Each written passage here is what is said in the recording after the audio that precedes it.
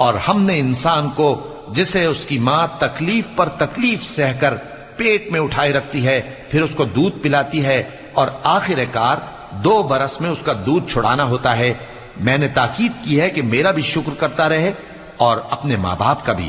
کہ تم کو میری ہی طرف لوٹ کر آنا ہے۔ اور اگر وہ دونوں تجھ پر زور ڈالیں کہ تو میرے ساتھ کسی ایسی چیز کو شریک کرے جس کا تجھے کچھ بھی علم نہیں، تو ان کا کہا نہ ماننا، ہاں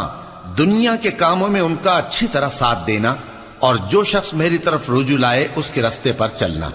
پھر تم کو میری طرف لوٹ کر آنا ہے، تو جو کام تم کرتے رہے ہو سب سے تم کو آگاہ کر دوں گا۔ لقمان نے یہ بھی کہا کہ بیٹا، اگر کوئی عمل چاہے رائی کے دانے کے برابر بھی چھوٹا ہو، اور ہو بھی کسی پتھر کے اندر یا آسمانوں میں مخفی ہو یا زمین میں، اللہ اس کو قیامت کے دن لا موجود کرے گا۔